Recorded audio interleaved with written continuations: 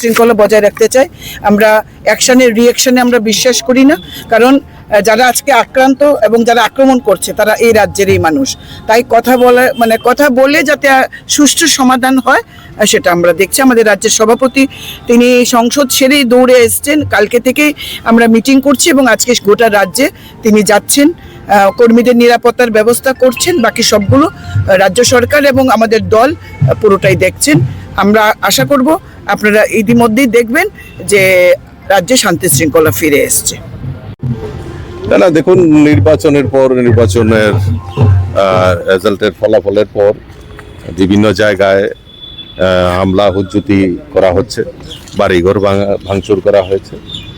এখানে কয়েকজন আমাদের সহকর্মী সমর্থকরা এখানে আছেন, তাদেরকে দেখার জন্য আমরা এসেছি এবং তাদের সঙ্গে কথাবার্তা হয়েছে মাননীয় মুখ্যমন্ত্রীর সঙ্গে, কল্যাণীদি এবং আমাদের ভাইস প্রেসিডেন্ট সবার সঙ্গে কথাবার্তা হয়েছে, আলাপ আলোচনা হয়েছে।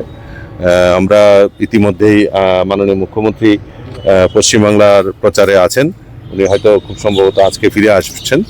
আসার পর আমরা আরও উচ্চ পর্যায়ে আমরা বৈঠক করব এবং তারা যাতে বাড়ি ঘরে নিরাপদে যেতে পারে তার যাতে সুব্যবস্থা করা হয় এবং তার ব্যবস্থার জন্য আমরা কথা বলছি এবং আগামী দিন তাদেরকে অবশ্যই বাড়ি ঘরে পাঠানো হবে এবং তারা যাতে নিরাপদে থাকতে পারে তার ব্যবস্থা, ল অ্যান্ড অর্ডার সেটা দেখবেন। মাননীয় মুখ্যমন্ত্রী আশ্বস্ত করেছেন সে ব্যাপারে, আবার টেলিফোনে আমার সঙ্গে কথা হয়েছে।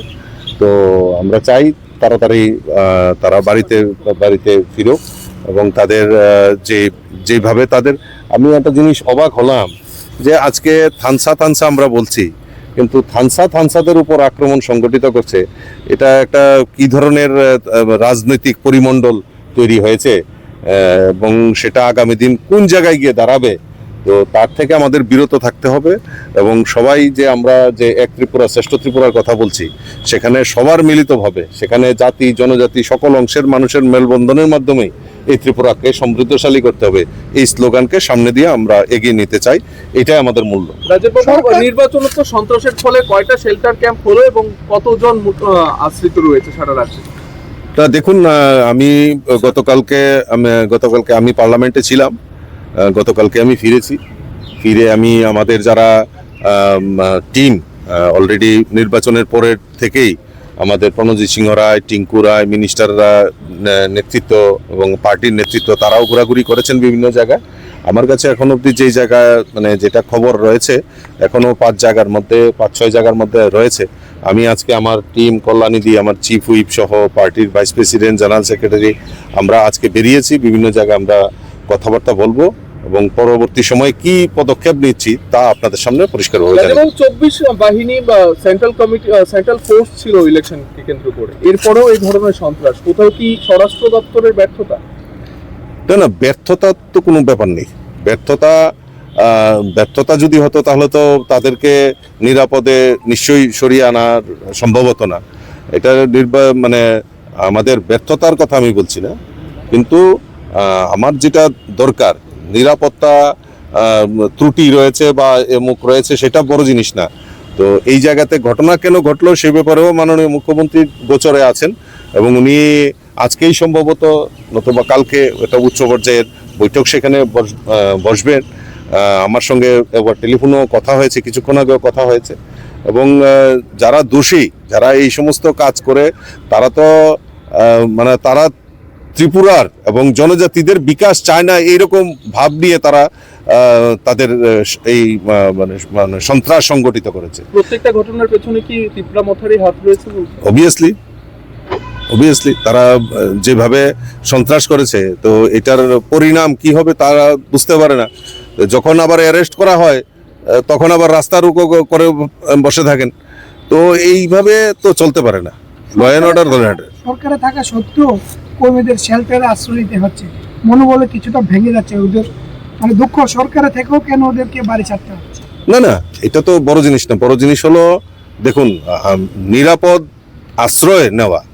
নিরাপদ আশ্রয় আর সরকার তো আজকে সরকারের পার্ট। আমি তো প্রথমেই বলেছি যে আমাদের নির্বাচনের পরে যখন এই সমস্ত ঘটনা ঘটছে, আমাদের নেতৃত্বরা বেরিয়েছেন, বিভিন্ন জায়গায় কথা বলেছেন, দেখেছেন এবং আজকেও আমি পরিদর্শনে বেরিয়েছি এবং আমি আবারও বলছি যে তাদেরকে অতি সত্তর তারা যাতে বাড়িতে যেতে পারে তার ব্যবস্থা গ্রহণ করা হচ্ছে, পার্টির তরফ থেকে গ্রহণ করা হচ্ছে।